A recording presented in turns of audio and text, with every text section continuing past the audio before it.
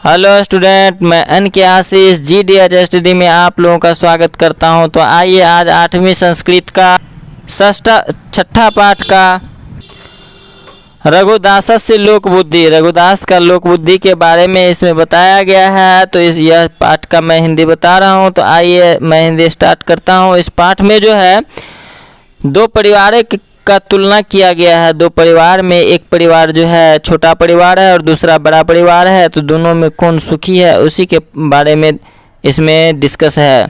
तो आइए अब मैं संस्कृत का हिंदी बता रहा हूँ, संस्कृत बताऊंगा नहीं। स्टार्टिंग है अस्ति रामव्रत नामकम समृद्धम नगरम।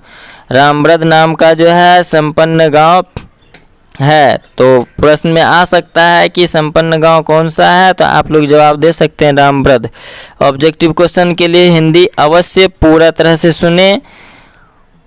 उस गांव के बहुत सारे लोग अपने गांव को छोड़कर परिवार के साथ नगर में रहने के लिए आ गए हैं। नगर में अनेक प्रकार की सुविधाएं मिलती हैं, इसमें कोई संदेह नहीं, लेकिन नगर के निश्चित नियम से ग्रामीण लोगों को दिक्कत महसूस होती है।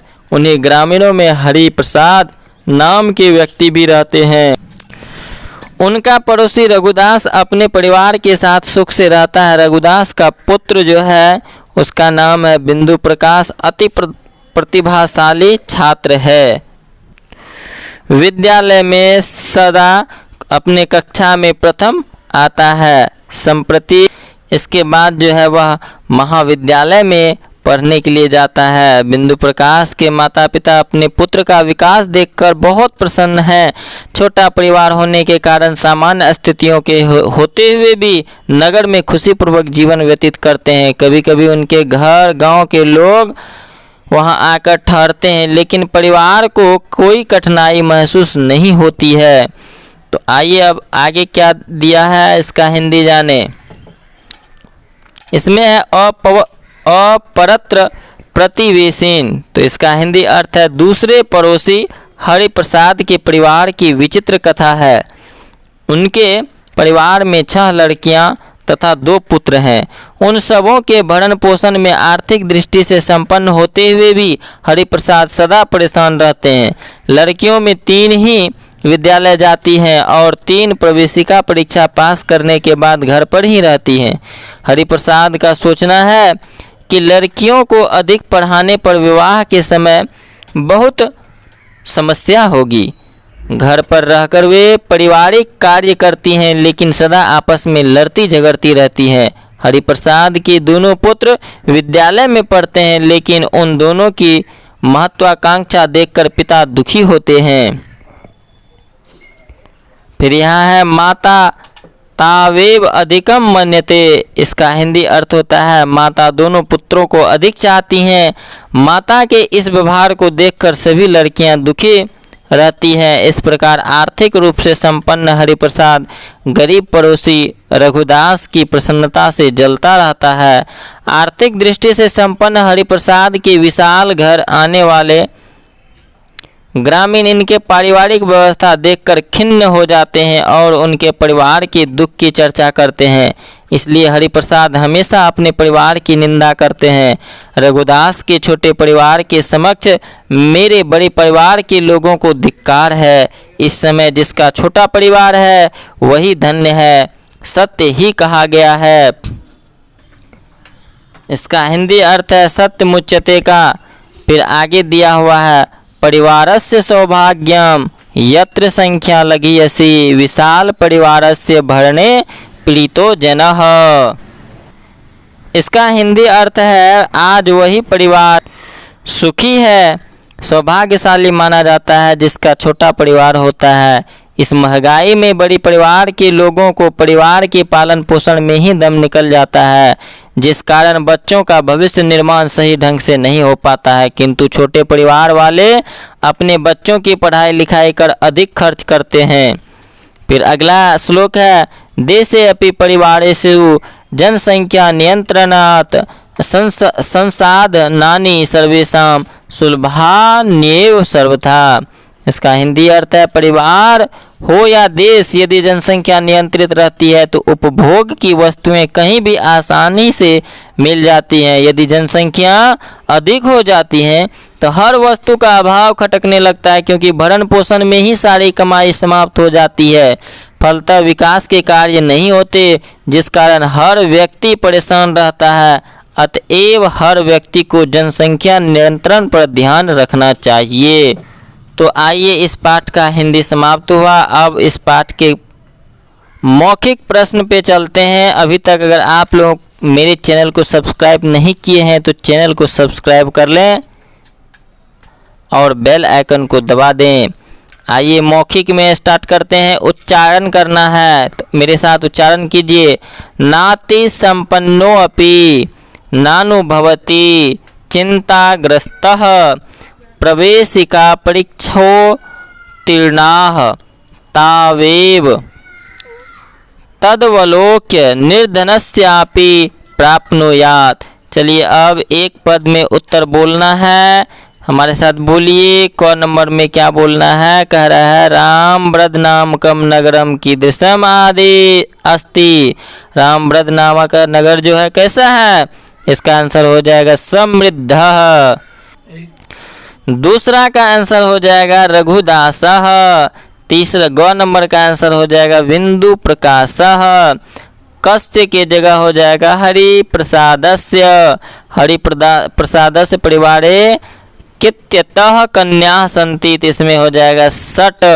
आइए अब लिखित में चलते हैं हम लोग। मंजूषा को भरना है तो खाली जगह को भरना है।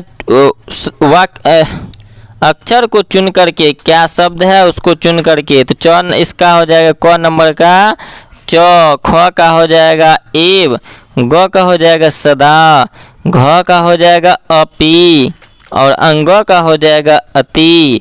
आइए अब हम लोग अगला प्रश्न पे चलते हैं।